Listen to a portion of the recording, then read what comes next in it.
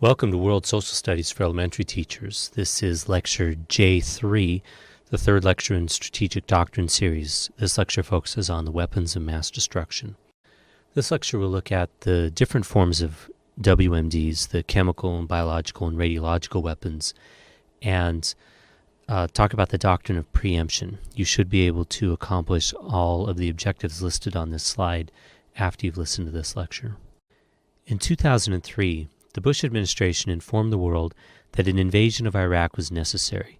The main argument given at the time was that Saddam Hussein was secretly developing weapons of mass destruction and that he had threatened to use them. This seemed a credible claim at the time. After the 1991 Gulf War, coalition forces had discovered a nuclear program that Saddam Hussein had begun. They also found evidence that Hussein was exploring biological weapons, and they discovered a large store of existing chemical weapons. In the decade that followed, the UN placed strict sanctions on Iraq to prevent it from developing these weapons further. It dismantled its nuclear program, and it began destroying its chemical weapons stockpile. The Iraq regime did not cooperate with these efforts, which led to a cat-and-mouse game with weapons inspectors, which played out for years, culminating in Iraq kicking the UN out of its country in 1998. At the time, in 1998, the UN was operating an incinerator that had been incinerating the existing chemical stockpiles non-stop, 24 hours a day, 7 days a week, with tons more to go when the incinerator was shut down with the UN's departure. So it was not too far of a stretch to believe that 4 years later, Hussein still possessed chemical weapons in 2002. Hussein also bragged that he had a nuclear device, so perhaps it was not unreasonable to take him at his word. But after the invasion, it became clear that the UN sanctions program had indeed prevented Hussein from further developing nuclear or biological weapons. The chemical weapon stores were never found. This episode illustrates the importance that non-proliferation efforts have assumed in the current strategic environment. Now that the Cold War has ended, attention has turned to non-proliferation of weapons of mass destruction, or WMDs. There are two kinds of proliferation of these types of weapons, horizontal and vertical. Vertical proliferation refers to arms races between states who possess WMDs. So it's vertical in the sense of a deepening of WMD possession. So, for example, when during the Cold War the United States built hundreds of additional missiles, or the Russians built dozens of additional bombers and submarines, that is vertical proliferation. Horizontal proliferation reflects the spread of WMDs to new powers, so that's a broadening of WMD possession. So, for example, when Israel creates a nuclear deterrent, or when India and Pakistan and North Korea detonate nuclear devices, those are examples of horizontal proliferation where new countries gain that ability. The Non-Proliferation Treaty, the NPT, which was signed in 1968, established that 5 powers, France, China, Russia, the United Kingdom, and the United States, are allowed to have nuclear weapons, but they promise to work towards disarmament to reduce vertical proliferation, while everyone else in the world promised to not acquire those weapons in exchange for peaceful nuclear technology. So it was a commitment to stop horizontal proliferation. Most nations, with the notable exception of India and Israel, have signed and ratified this treaty. North Korea withdrew its signature in 2001. There are many organizations that seek to minimize or eliminate the proliferation concerns around the world. The United Nations has an agency called the International Atomic Energy Agency, the IAEA, and that agency is charged with overseeing the execution of the NPT treaty. So they have inspectors who will verify that countries are not developing nuclear weapons. And they also have technical assistance programs to help countries develop peaceful applications of nuclear energy, such as nuclear power or medical use of isotopes. There are non-governmental organizations that also work at non-proliferation. This is a screenshot from the Nuclear Threat Initiative, which tries to promote disarmament and arms control throughout the world and tracks the spread of weapons and the development of weapons and also missile technology for delivery systems of those weapons. If you're interested in keeping up on WMD information, I highly recommend going to the NTI website and signing up for their free newsletter. In addition to the IGO and NGO efforts, there are cooperative arrangements that business, states, and NGOs, international institutions, enter into to assist each other in tracking and reporting the sale and movement of materials that could be used for the weaponization of nuclear materials. These are called non-proliferation regimes. So, for example, if a German manufacturer of aluminum tubes that are dual use meaning there are legitimate private sector peaceful uses, and there are also illegitimate nuclear proliferation uses for aluminum tubes. So the German company would report the sale of those aluminum tubes to this monitoring regime. The monitoring regime would acknowledge that receipt and then track the shipment of those aluminum tubes through the oceans, through the Mediterranean, and maybe down to the Gulf, the Persian Gulf, where the ship makes a stop in Iran on its way to the customer that the tubes have been sold to in Malaysia, for example. And this non-proliferation regime would then flag that as a suspicious event, and when the ship arrives in Malaysia, there would be a local law enforcement person or perhaps a representative of the UN's IEA would board that vessel and confirm that the aluminum tubes are still on board and were not offloaded surreptitiously in Iran. So that's an example of how the non-proliferation regimes work. It's a collaborative partnership between public and private entities in order to monitor and track the potential weaponization of nuclear materials.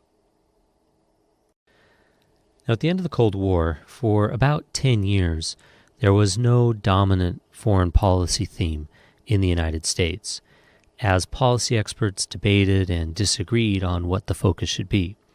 These ranged from promoting democratization abroad to isolationism.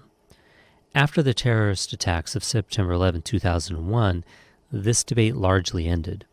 The dominant theme since then and currently is to protect the U.S. homeland and foreign U.S. interests from terrorist attack and protect the U.S. position of hegemony abroad. In the past, the U.S. has promoted its dominant position through the use of international institutions such as the United Nations, the World Bank, and the IMF. In this way, the United States was able to make the rules that the rest of the world agreed to abide by. By the end of the Cold War, all great powers were participants in this international system, and they all had a stake in its maintenance. This meant that for the first time since the Westphalian era began, there were no revisionist great powers. In the past, great powers that did not accept the rules of the international system challenged those rules, leading to great power war. With no revisionist states, the U.S. position of hegemony was secure. Now, this does not mean that all states accepted U.S. hegemony or the U.S.-derived rules of the game. But the revisionist states that did exist were small powers. These were countries like Cuba, Iraq, Iran, North Korea, Libya, to name a few. Those countries lack the power to challenge the hegemon or fundamentally alter the international system. Hugo Chavez in Venezuela may raise his fist and rail at the UN, but Venezuela is too weak of a country to fundamentally alter the system in any way that could be seen as threatening to the stability of that system. So lacking the threat of a great power, the existing great powers could simply tolerate these minor power revisionist states. Rather than see them as a legitimate threat, these states were simply isolated politically, militarily, and economically. Since they did not accept the rules of the system, they were essentially shut out of the system. This tactic was successful so long as those countries were unable to pose a serious threat to the great powers. Now, the proliferation of weapons of mass destruction has fundamentally changed this calculation. If a small revisionist state were to acquire one of these weapons, it could do tremendous damage to a great power. It could do the kind of damage that only great powers in the past have been able to threaten. Now, this ability to disproportionately pose a threat has led to a change in the strategy the United States has used to maintain its position of hegemony. It's no longer sufficient to merely contain or isolate these minor power revisionist states. Instead, the Bush administration declared the Bush Doctrine. The Bush Doctrine was essentially a doctrine of preemption, which means that rather than wait and see if one of these small powers acquired the ability to pose a credible threat using weapons of mass destruction, the United States will now, as a matter of policy, prevent them from acquiring that capability, using whatever means it deems necessary to do so. Now, this Bush Doctrine continues today, because while the Obama administration has altered its tone, the fundamental position has not changed, that of claiming the right of preemption. Now, this shows that the impact that the proliferation of weapons of mass destruction has had on the workings of the international system as a whole. During the Cold War, these weapons were able to prevent war through deterrence. However, under the Bush Doctrine, even the pursuit of these weapons by a revisionist state is a justification for war. In the remaining of this lecture, we'll examine each of the weapons of mass destruction and the various capabilities and limitations that are associated with each of them. We've already discussed nuclear weapons in length in the previous lecture on nuclear weapons.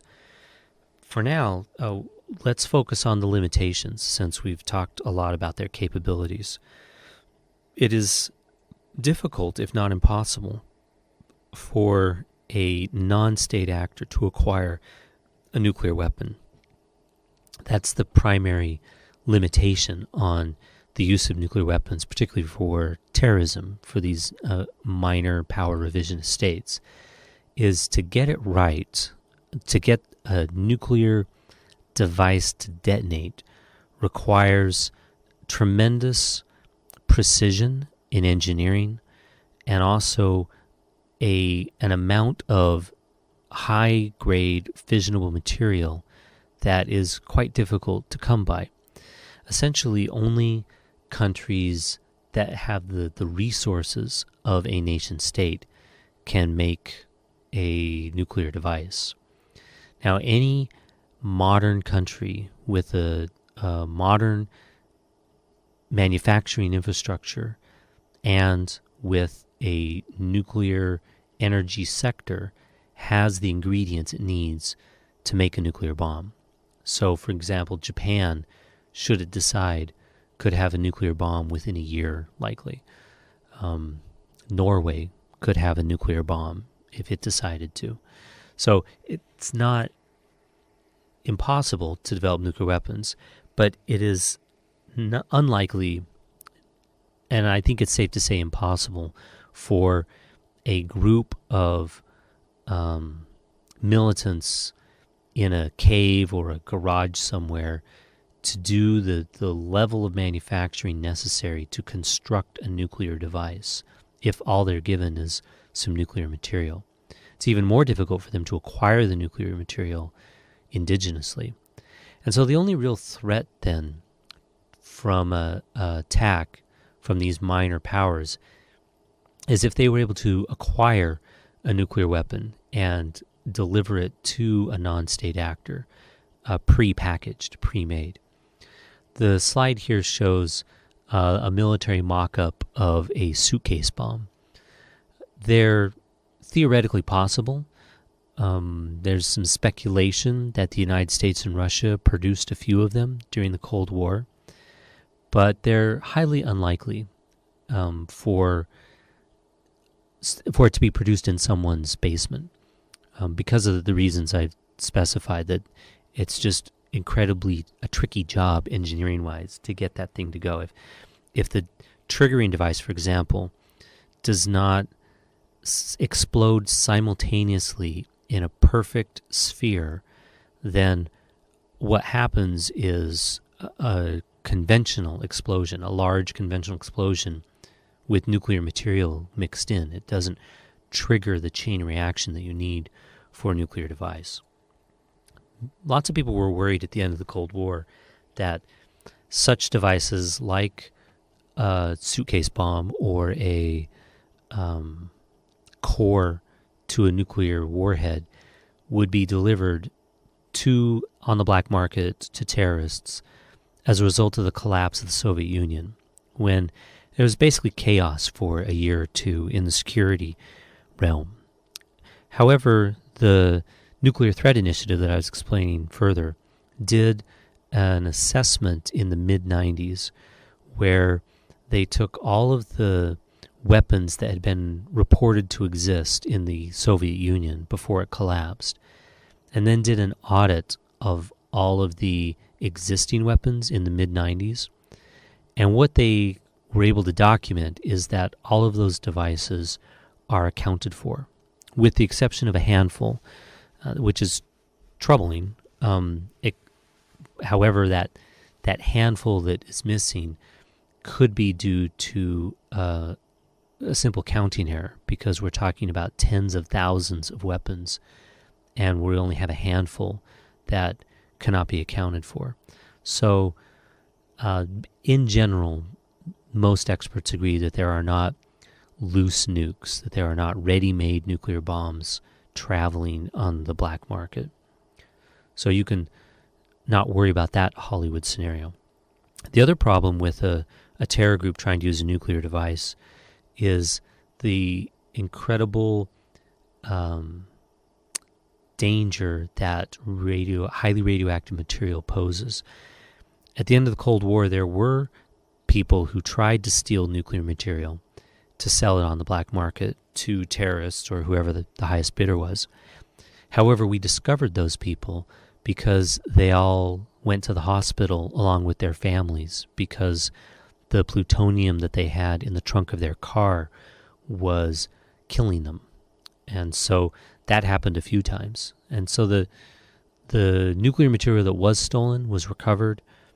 You have to imagine someone who really knows what they're doing would have to be the one who steals the nuclear material. And again, to have that capacity, for the most part, requires the nation states. So, in nuclear materials, we've covered the capacities, and so this is the limitation of a nuclear device, is it's incredibly tricky and hard to do it right. The next weapon of mass destruction is chemical weapons. Now, unfortunately, there's a long history of the use of chemical weapons. This is a picture of a soldier who was exposed to mustard gas in World War I.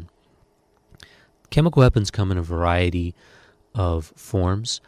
They can be nerve agents, which alter your body's chemistry, which prevents the nerves from functioning. It prevents the electrochemical interactions that have to happen in your body's biochemistry. And so your body shuts down, and your brain sends signals to the rest of your body that says things like breathe, or tells your heart to beat. And when those signals get messed up because of the chemical agent, then the organs don't function as they're supposed to, and you end up dying. So sarin gas, VX gas are examples of nerve agents. Sarin gas was used by the Aum Shinrikyo cult in Tokyo in the subways. VX gas was used by the Nazis to kill the Jews in the gas chambers. So those forms of gas have been used. And then there are another type of chemical agents that are desiccants. Desiccant is caustic, and it actually burns on contact and destroys the skin cells. And so that's an example of mustard gas here, is it's causing the inhalation or touching burns on contact. And so if you inhale the mustard gas, it burns your lungs and kills you that way. So it's a particularly nasty way to go, causes blindness. And basically whatever a desiccant like mustard gas or chlorine gas touches, it causes cellular damage. So chemical weapons are a particularly nasty form of warfare. Like all weapons of mass destruction, there's a psychological element, not simply the destructive power, that nobody wants to be the victim of a chemical weapons attack. And so it strikes a level of fear beyond, say, a machine gun shooting into a crowd. So that's the capabilities of chemical agents. Chemical agents have some very real limitations in their application. The main limitation for a chemical agent, as far as a weaponization, is that it is highly dependent on weather and topography. So if you spray your chemical agent over an area and 20 minutes later it rains, then that chemical agent is dispersed by the rainfall, and it is a completely ineffective attack. Also, a lot of these chemical agents are volatile. That's one reason they create so much damage, because their volatility when they hit the cell. But because they're volatile, they don't last long, meaning they don't have a long shelf life. Sometimes all it takes is being exposed to the sun or the air for a chemical agent to dissipate and become inert. The chemical structure will actually change over time. Phosphorus is another example of a chemical attack that causes burning on contact. But again, if it rains, or if there's a strong wind that picks up and disperses your chemical agent so that it's not concentrated enough to create a toxic effect, then that will prevent the chemical weapon from having an impact. Another weakness maybe isn't the word, another thing to consider with chemical weapons is that you can protect yourself from them primarily by preventing contact. So the people in this picture are in their chemical weapons suit, which, as long as it prevents the skin contact, then you can avoid the damage caused by the chemical weapon. Now, there's another major disadvantage, and that is moral and legitimate. The use of chemical weapons is seen as an immoral act, and on its face violating the notions of just war. So when Saddam Hussein, for example, gassed the Kurds or gassed the Iranians with nerve agents on the Kurds and chemical agents on the Iranians, the rest of the world was gassed at using that tactic. The countries of the world have signed a variety of treaties agreeing not to use chemical weapons. However, the United States and Soviet Union have large stockpiles of chemical weapons. Basically, they kept them as a deterrent force because they did not want to eliminate their stockpile of chemical weapons for fear that that would embolden the other side to use it. So the idea was, I won't use chemical weapons first, but if someone else uses it, watch out because we'll retaliate with chemical weapons. So that's kind of why they kept those stockpiles. But at the end of the Cold War, both sides agreed to finally eliminate their stockpiles. They have been doing so. They have missed the deadlines that they set for themselves, but they are incinerating their stockpiles. You can make an argument that they're getting rid of them as fast as they can, that they didn't miss the deadlines from bad faith. It's just very hard to get rid of chemical weapons in a manner that does not destroy the local environment. So there's lots of reasons they've been slow, but they are getting rid of those stockpiles now. Biological weapons are the next form of a weapon of mass destruction. And biological agents use actual living organisms or the side effects of those organisms to poison or infect humans to create sickness and disease and death. Examples would include smallpox, which has been weaponized by the Americans and Russians, anthrax. Anthrax is a disease that is found in cattle, but has been weaponized. The slide here shows a copy of the note that accompanied the powdered anthrax that was sent through the mail in 2011, which killed a few postal workers and created quite a stir, quite a scare. Biological weapons, again, a weapon of mass destruction. There's a psychological impact, probably beyond its actual impact. But the big threat for a biological weapon, particularly if it's a living pathogen that you're spreading, is that if you can infect a host with a contagious disease, and that host then is wandering around in the enemy territory, then lots and lots of enemies will become infected with that disease. And the cumulative impact of your biological attack could be far beyond what you had imagined. It may kill or maim lots and lots and lots of people. So that's the big fear, the big concern with biological weapons, is that a pandemic will result once one of these instruments is used. Another problem with biological weapons is that compared to nuclear and chemical weapons, they are fairly easy to produce. You can produce, for example, ricin. If you have the cookbook for it, you can produce it in your garage.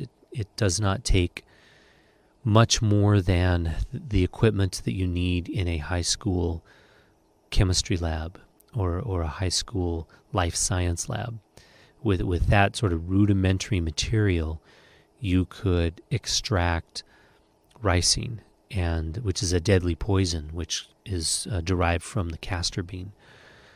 So the concern with biological weapons is they can be seen as the poor man's nuclear bomb, because with a little bit of effort, you can produce a massive impact. Now, there are weaknesses to biological weapons, just as there are everything else.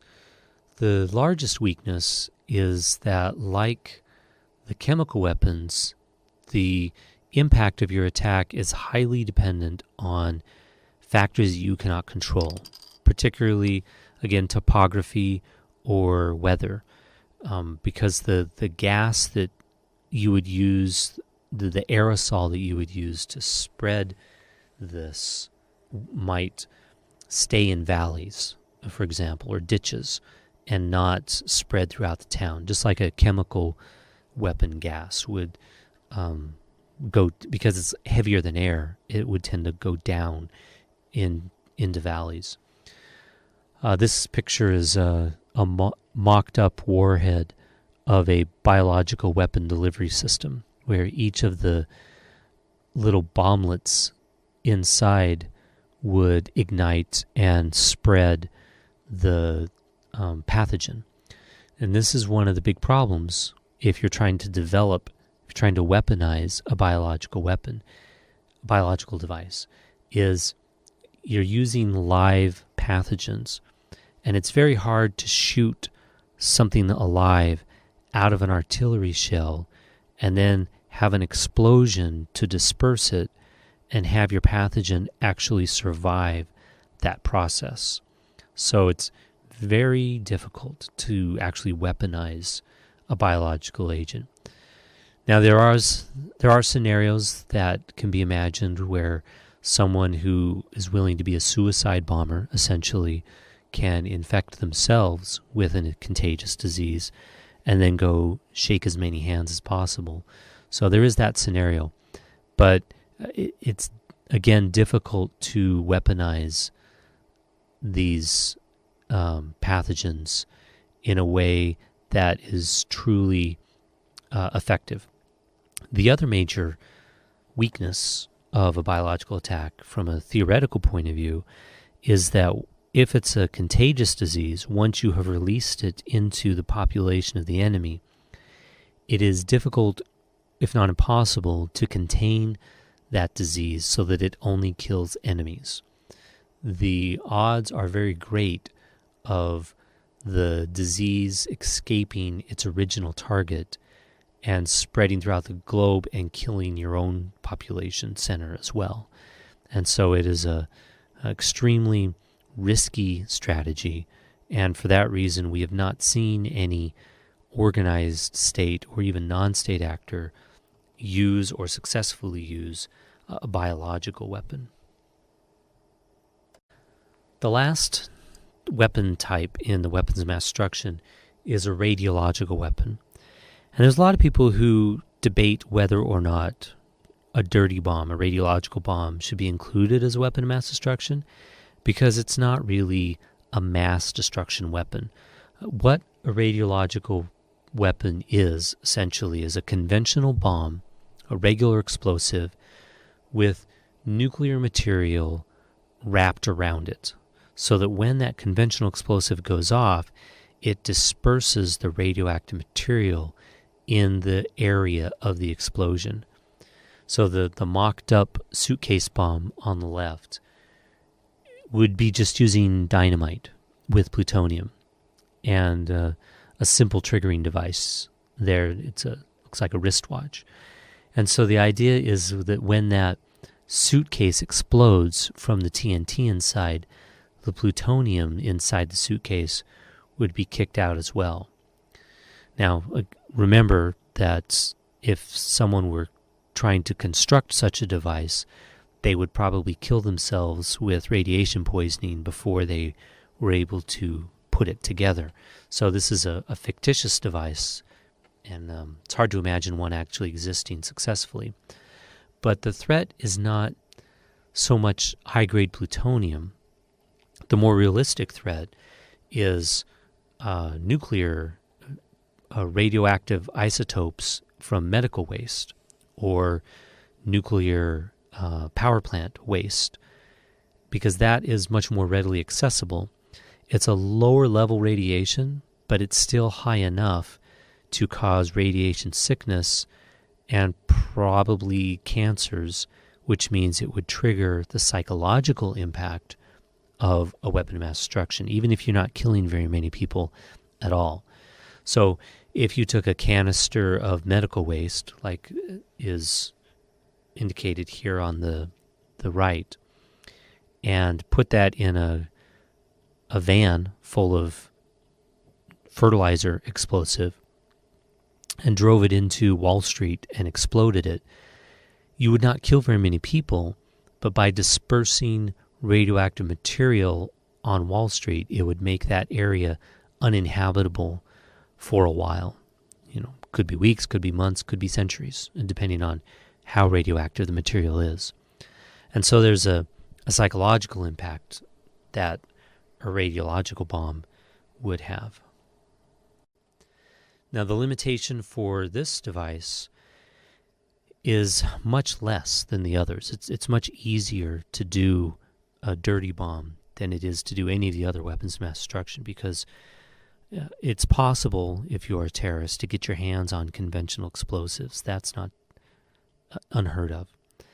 It's also very likely to get your hands on highly radioactive material, because there are many places in the world where that material is disposed of but not necessarily guarded.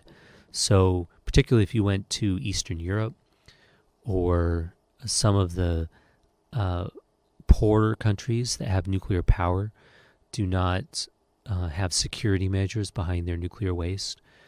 If you know what the hospitals do with their radioactive isotopes after they're finished with them, and sort of track the supply chain for that, you could get your hands on some of those. So it's much more possible that these weapons would be used. Now, the limitation is that the people who are killed by a radiological weapon are probably only those who are killed by the actual explosion. And so you're not creating any greater destruction than you would with a normal car bomb. Now, there is the psychological impact of the radiation, which is not to be minimized. But again, if you are walking around with a radioactive device, you're likely to poison yourself. But also, in most major cities, they have passive detectors these days, so that if a radioactive reading is received where there ought not to be one, then that triggers the authorities to go find out why there's a sudden spike in radiation in that particular area. So because radioactivity is detectable, then it's possible, if the country is being vigilant and has adequate resources, to track that down. And there have been arrests in Western Europe and the United States from people who are attempting to get their hands on radioactive materials. So together, the weapons of mass destruction, the nuclear, chemical, biological, and radiological weapons, are important mainly for the psychological impact that they have. Countries seek to acquire WMDs because it is one of the hallmarks of being a forefront power. If you recall, the NPT said only 5 countries are allowed to have nuclear weapons. Well, now 8 or 9 countries have nuclear weapons. And so those countries see their acquisition of a nuclear device as a way to get automatic credibility for their countries, for the status of their countries because of their nuclear devices. And it creates panic in the other side. If you are trying to engage in coercive diplomacy, it would be handy to have the threat of this type of a weapon at your disposal. As this picture shows with the American children practicing the duck and cover methods, you can gain a lot of mileage from the threat of weapons of mass destruction, which is why the United States and its allies are now pursuing a doctrine of preemption as a way to prevent even minor countries from acquiring that kind of capability. Now, this lecture concludes the section on strategic doctrine and how WMDs and nuclear weapons are affecting U.S. policy, but also the international system. This presentation is provided courtesy of Dr. Brian Dilley. That's me. I'm a professor of political science at Mesa Community College.